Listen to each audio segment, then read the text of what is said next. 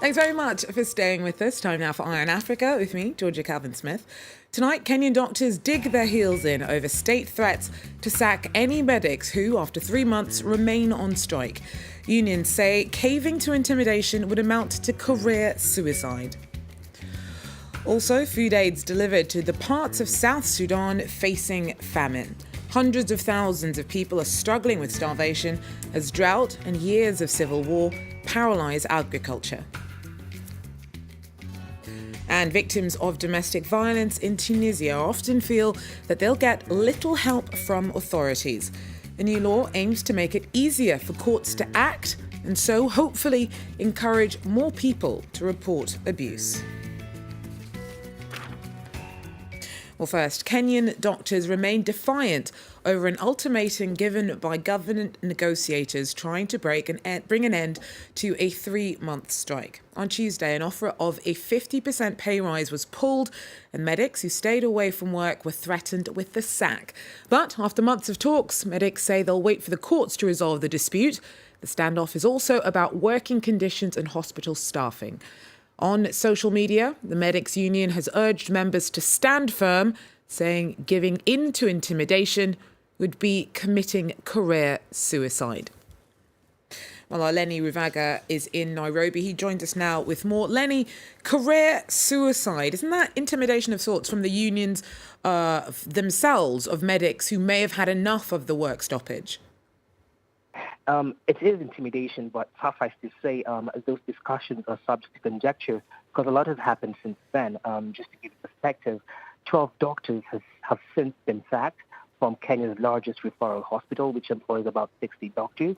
48 others are under disciplinary action. Now, the central government and the local government have said that they're working on contingent measures to retain the health sector by looking for alternatives within the continent and out of the continent.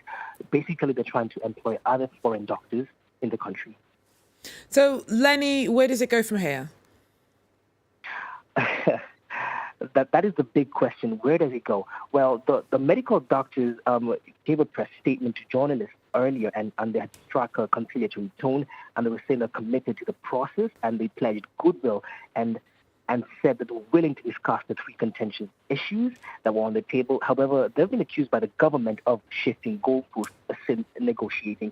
Now, the government has struck a hardline position and have said that the doctors must return to work before further negotiations. Now, just to give it some context, Georgia, the medical doctors service about 17,000 patients, while the World Health Organization standard is 1 doctor to 1,000 patients. Now, the doctors had played hardball for the last 95 days. However, it was a zero-sum game to them, but the government has really upped one on them and has gone along with brinksmanship and seems to have outwitted the doctors. So where do we go from here, Georgia?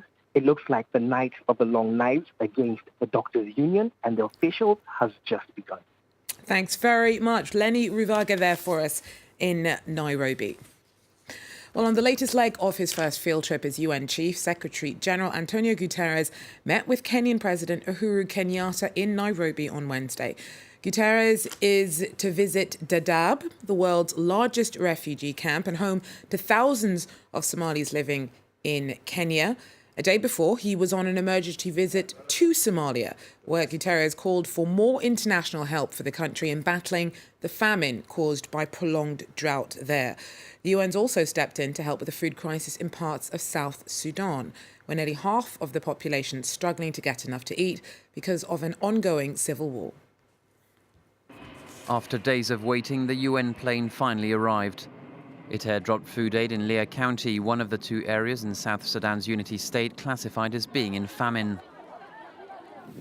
I've been here for 4 days in order to receive food. Today I finally got my food and I'm very happy. The UN's World Food Programme says 100,000 people face starvation in the counties of Leah and famine-hit. WFP is delivering now 259 metric ton, which is a full ration for 1 month of the 3 major commodities, that is cereal, pulses and vegetable oil, plus the CSB++, which is distributed to the children aged 6 to 59 months for combating malnutrition. The United Nations say they still need more donor money and underline that providing food aid cannot be a short-term project. It's really urgent and important that we be able to get in there month after month after month so we can keep assisting people and try and help them regain their strength. The famine is largely man-made. War has totally disrupted agriculture in this country where most people are farmers. South Sudan became independent in 2011, but 2 years later it plunged into civil war when President Salva Kiir fired his deputy Riek Machar. A peace deal was signed in 2015, but fighting resumed last year. Hundreds of thousands of people fled their homes, and many others now face starvation. South Africa's withdrawal from the International Criminal Court has been revoked. That's in the wake of a national court's ruling in February that the original notification to leave the ICC, given last year, was unconstitutional because it was made without Parliament's approval. South Africa had been on track to be the first country to leave the tribunal. It's not clear whether the government will now try to challenge the court decision or try to get parliamentary backing. Opposition members generally oppose the withdrawal. At least 4 people have been killed in Madagascar by a massive tropical storm. Cyclone Inawo hit on Wednesday. The district of Antalya was particularly badly battered and roads and communication links there destroyed. It's yet to hit the capital, though, and that's where our Gael Borja is, bringing us more. The Malagasy capital has been on red alert since 6:30 Wednesday morning. Schools have been closed. People have been asked not to work and to stay home. It's been raining here non-stop for 24 hours and several parts of the capital are flooded.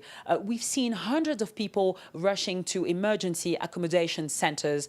The most affected part of the country is northeast, where 4 people died and several buildings were damaged. The UN has said that Cyclone Inawo is likely to affect more than 700,000 people.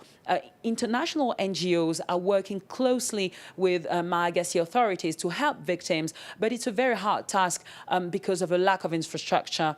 Madagascar is the 3rd country most exposed to climatic risks and among the top 10 countries most hit by cyclones in the world. Gael Borja there for us. Now, over half of Tunisian women say that they have suffered physical violence or mental abuse. But in Tunisia's mainly conservative society, most of them are too afraid to speak out, particularly if it happens within the marriage. That all could change, though, if a draft law aimed at making it easier for courts to act in cases of suspected domestic violence is passed. Our correspondents, Sandra Lutyens and Hamdi Tlili, sent us this report from Tunis. In an ordinary-looking building in central Tunis, female victims of domestic violence come in search of safety and help. This is the home of the Women's Democratic Association, an NGO dedicated to promoting women's rights. C'est souvent des récits qui sont très durs à écouter. Their stories are often very tough. We ask the women why they came to us and what they expect of us. They often tell us they went to file a complaint, but that the police convinced them not to. Legal action almost never leads to a conviction. Despite that, around 4,000 women have come here in the hope of getting legal aid. But first, they meet with psychologist Sherifat Lili. Her job is to listen to their stories of violence. She feels alone and isolated, so it's easier for him to control her. When a woman is abused, she doesn't talk on the first day. And when she does, people tell her, maybe it's your fault, maybe you did something. So she won't talk. She'll be ashamed and afraid to say, I was abused, my husband assaults me. Some find themselves completely isolated. Others are on the run. For those with nowhere to go, the BT NGO has turned what was once an abandoned building into a shelter that can house up to 30 women and children. This is the room of one of our residents. Our first goal is to protect the woman, and then we work with her on how she can rebuild her life.